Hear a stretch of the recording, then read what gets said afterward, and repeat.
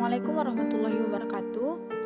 Apa kabar teman-teman semua? Semoga selalu dilimpahkan nikmat sehat, nikmat rizki, dan nikmat yang lainnya untuk kita semua.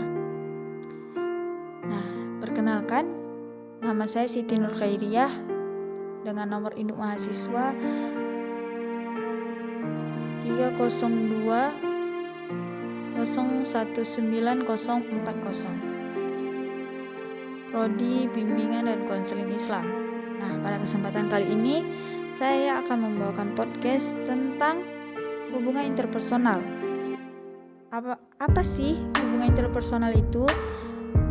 Mengapa kita harus menjalin hubungan interpersonal sesama kita?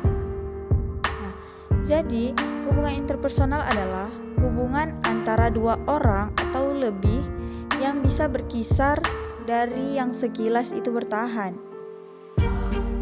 Asosiasi ini mungkin didasarkan pada inferensi, cinta, solidaritas, interaksi bisnis biasa, atau beberapa jenis dalam menjalani komitmen lainnya.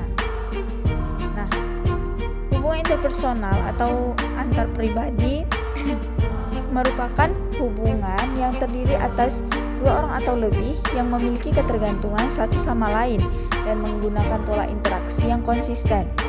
Nah, ketika kita akan menjalin suatu hubungan interpersonal, maka akan terdapat suatu proses dan biasanya dimulai dengan interpersonal attraction.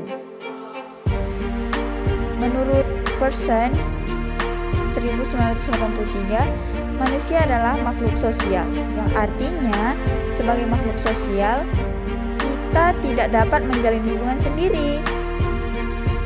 Ketika selalu menjalin hubungan dengan orang lain, maka kita akan mencoba untuk mengenali dan memahami kebutuhan satu sama dengan yang lainnya, terus membentuk interaksi serta mempertahankan interaksi tersebut.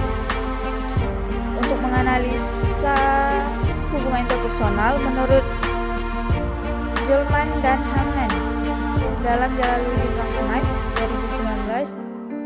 2011 terdapat 4 buah model, yaitu yang pertama ada model pertukaran sosial. Nah, model pertukaran sosial ini biasanya orang berhubungan dengan orang lain karena mengharapkan sesuatu untuk memenuhi kebutuhannya. Nah, dalam model pertukaran sosial ini dia ada 4 pokok. Yang pertama ada ganjaran atau imbalan. Nah, ganjaran atau imbalan ini biasanya ada yang berupa uang, penerimaan sosial, atau dukungan terhadap nilai. Nilai suatu ganjaran berbeda antara seseorang dengan orang lain. Yang kedua ada biaya. Nah, akibat yang dinilai negatif yang terjadi dalam suatu hubungan, biaya dapat berupa waktu, usaha, konflik, kecemasan, dan keruntuhan harga diri. Yang ketiga ada hasil atau laba. Biasanya hasil atau laba ini dikurangi dengan biaya. Bila seorang individu merasa dalam sebuah hubungan tidak memperoleh hasil atau laba sama sekali. Yang keempat ada tingkat perbandingan. Nah, tingkat perbandingan menunjukkan ukuran baku atau standar yang dipakai sebagai kriteria dalam menilai hubungan individu pada waktu sekarang. Waktu baku ini dapat berupa pengalaman masa lalu atau alternatif hubungan lain. Nah, poin kedua itu ada model interaksional atau interactional model. Model ini memandang hubungan interpersonal sebagai suatu sistem.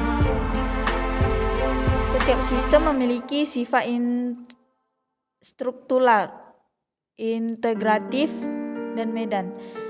Semua sistem terdiri atas subsistem yang saling bergantung dan bertindak bersama sebagai satu kesatuan. Setiap hubungan interpersonal harus dilihat dari tujuan bersama, metode komunikasi, ekspektasi, dan pelaksanaan peranan serta permainan yang dilakukan.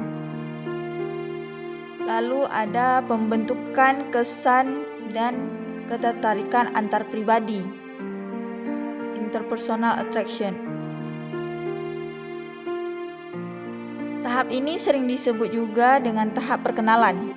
Tahap ini adalah tahap kontak untuk permulaan, ditandai oleh usaha kedua belah pihak untuk menangkap informasi dan reaksi lawan.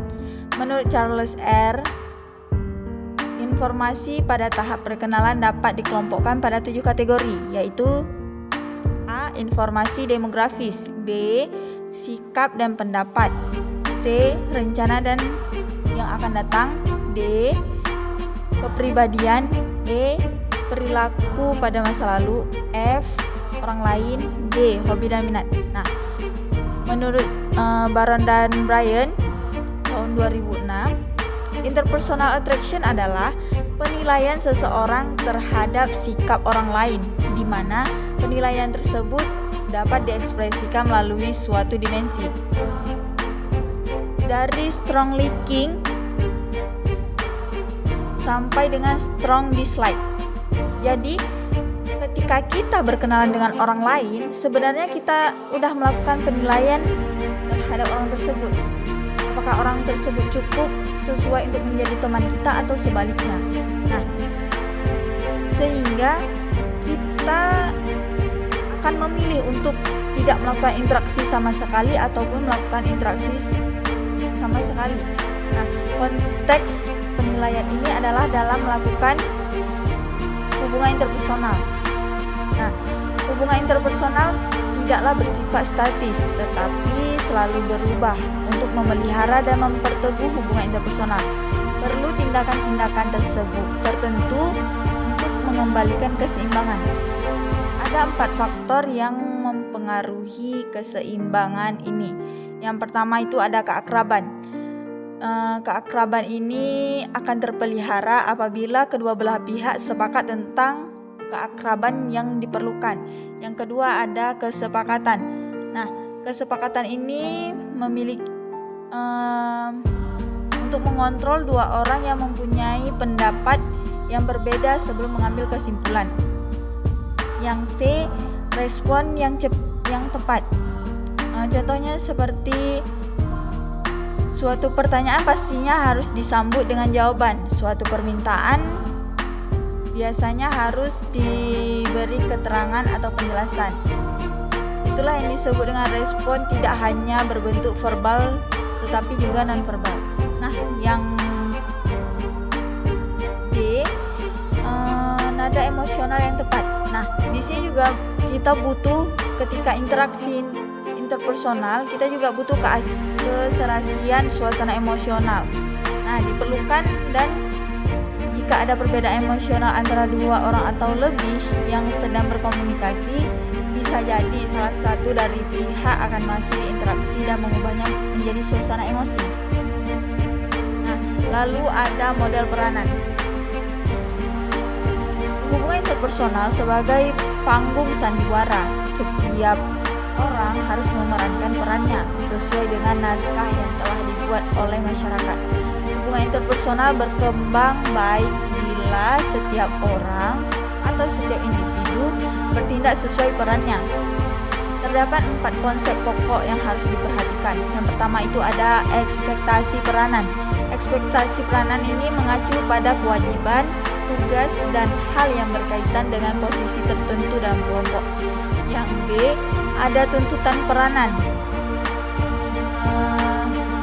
yang dimana desakan sosial yang memang memaksa individu untuk memenuhi peran yang telah dibebankan kepadanya.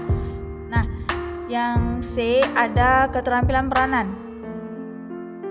Biasanya keterampilan peranan ini sering dibedakan antara keterampilan kognitif dengan keterampilan tindakan.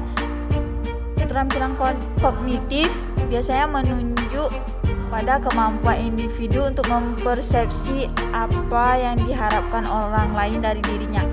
Yang D ada konflik peranan. Konflik peranan terjadi bila individu tidak sanggup mempertemukan berbagai tuntutan peranan yang kontradiktif. Nah, pemutusan hubungan menurut RD dalam buku karangannya yang berjudul Conflict Among Humans. Ada 5 sumber konflik yang menyebabkan pemutusan hubungan, yaitu yang pertama ada kompetensi, di mana salah satu pihak berusaha memperoleh sesuatu dengan mengorbankan orang lain, misalnya seperti menunjukkan kelebihan dalam bidang tertentu untuk merendahkan orang lain. Yang D ada dominasi, di mana salah satu pihak berusaha mengendalikan pihak lain sehingga orang tersebut merasa hak-haknya dilanggar. Nah, yang C ada kegagalan, di mana masing-masing berusaha menyalahkan yang lain apabila tujuan bersama tak tercapai. Nah, yang D ada provokasi, yang mana salah satu pihak terus-menerus berbuat sesuatu yang ia ketahui menyinggung perasaan orang lain. Yang E perbedaan nilai, di mana kedua pihak tidak sepakat dengan nilai-nilai yang mereka anut. Nah, mungkin sekian hasil podcast saya pada kali ini. Apabila ada kekurangan saya mohon maaf. Kepada Allah saya mohon ampun. Saya akhiri dengan billahi taufiq wal hidayah. Assalamualaikum warahmatullahi wabarakatuh.